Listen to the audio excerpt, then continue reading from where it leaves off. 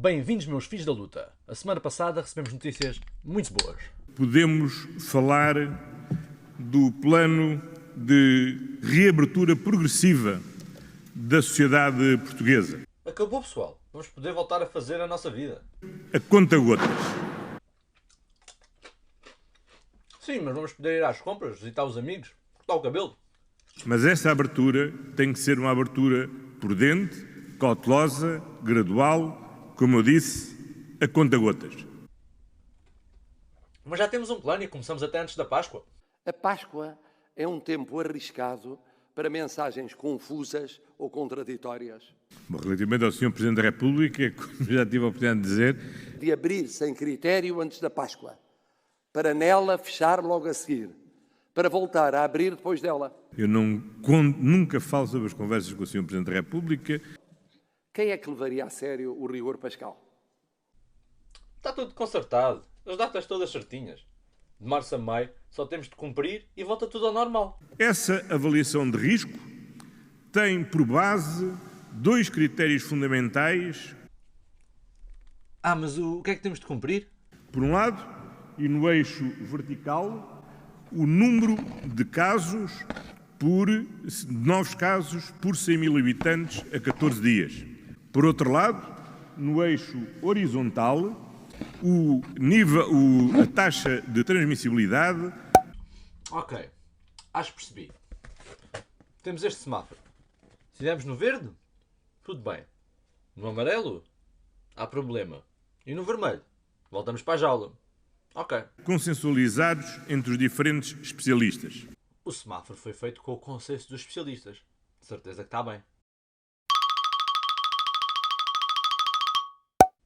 Está bem ou não está? É melhor avaliar?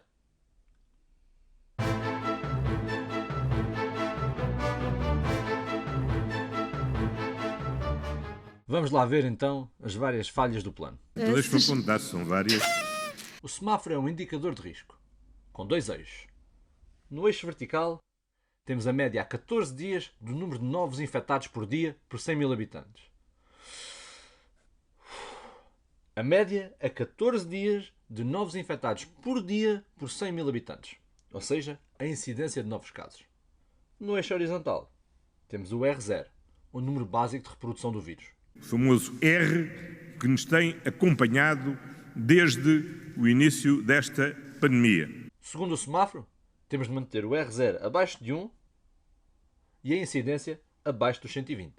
O R0 é estimado a partir do número de contágios e é função do comportamento da população.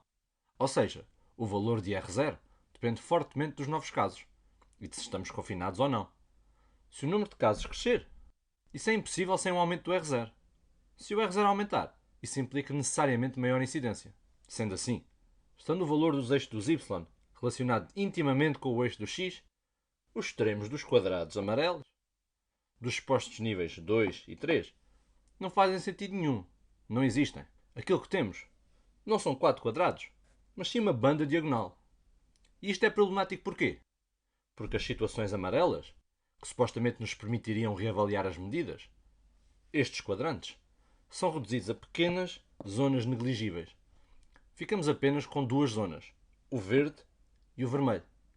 E é por essa razão que os especialistas, como o matemático Carlos Antunes, dizem que o plano carece de lógica. O governo pinta uma abordagem unidimensional como se fosse uma análise a duas dimensões. Sem querer entrar muito na arena dos especialistas, uma abordagem a dois níveis seria utilizando, por exemplo, o número de novos casos versus o número de camas disponíveis em cuidados intensivos. Essa abordagem já teria pelo menos em conta não só os números de contágio, mas também a gravidade da situação nos serviços de saúde. De uma maneira simples, o semáforo está avariado. Não tem amarelo, apenas verde e vermelho. Mas esse não é o único problema. A própria linha entre o verde e o vermelho parece não ter sido bem determinada. Carlos Antunes diz que os critérios definidos são tão apertados que não dão espaço para a incidência subir, o que poderia ocorrer devido à vacinação e ao número de internados nas unidades de cuidados intensivos. Seguindo o plano do governo, por este não conter margem de manobra, há forte probabilidade de as medidas serem revertidas já no final de março. Foi Marcelo que foi ao Vaticano, mas é Costa que quer ser mais papista que o Papa. Da nossa parte, adotámos um programa que é um programa muito conservador, A proposta de desconfinamento apresentada pelo matemático Óscar Felgueiras e pela professora Raquel Duarte contemplava ainda um quinto nível, mais gravoso, com R0 de 1,2 e incidência de 240. No esquema de Costa, este nível foi eliminado, limitando a tomada de decisões e transformando o plano, supostamente baseado no consenso científico, em algo muito diferente do aconselhado pelos especialistas. Pode-se atribuir esta decisão do Governo a algumas hipóteses. A primeira hipótese é terem decidido retirar o quinto nível da apresentação ao público, pois querem que se pense que o verdadeiro limite é o nível 4.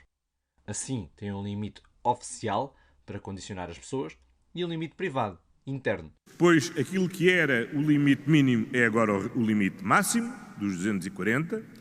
Dada a crescente infantilização da população por parte das instituições, não me admirava que tivesse sido essa a opção. Temos de proteger o povo, pois eles não são crescidos para tomar as suas decisões. E quanto menos souberem, melhor. A segunda hipótese é terem eliminado completamente o quinto nível do plano e acharem-se melhor equipados que os especialistas para definir qual o limiar a partir do qual toda a sociedade portuguesa tem de voltar a fechar. São déspotas mais que esclarecidos. Finalmente, a última hipótese é que se fossem 5 níveis, não se podia fazer um quadradinho 2x2 todo bonito para pôr nos PowerPoint. O semáforo, apesar de um portento da estética, não é útil e vai levar a saltos entre o confinamento e o desconfinamento. Não corresponde à realidade e vai causar problemas na tomada de decisão. A probabilidade de acontecer tudo como previsto é muito baixa e fazer um plano a 2 meses foi uma decisão política, já que no documento dos especialistas não havia datas definidas.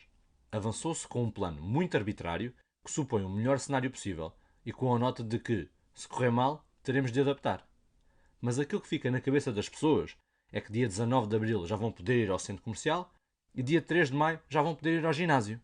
Não se passou uma ideia verdadeira da volatilidade e instabilidade do plano. Não é podemos, se chegarmos à zona vermelha, temos mesmo que regredir de forma a assegurar a saúde pública. Basicamente, uma de 3 coisas vai acontecer. A primeira possibilidade é o Governo admitir que o plano foi mal estruturado e rever as metas. A segunda é os números da zona vermelha serem atingidos e o processo de desconfinamento parar ou ser até revertido. A terceira é a zona vermelha ser atingida, mas martelarem-se os números ou fecharem-se os olhos, seguindo para bingo, num rigor tipicamente lusitano. Não tenho contas feitas e, por isso, como até hoje, continuo a contar plenamente com cada portuguesa e com cada português. Estamos felizes com este desconfinamento? Claro. E queremos que tudo corra pelo melhor. Que o semáforo não dispare e que se retome a normalidade. Mas boas novas trazidas pelo Governo não são razão para baixarmos a exigência. Os filhos da luta despedem-se por hoje, mas voltarão em breve. Segue-nos aqui no YouTube e no Instagram em filhosdaluta_pt. Até lá, continua a lutar.